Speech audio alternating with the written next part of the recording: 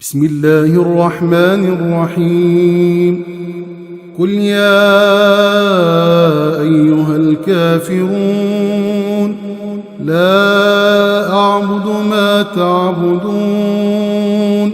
ولا أنتم عابدون ما أعبد ولا أنا عابد ما عبدتم ولا أنتم عابدون ما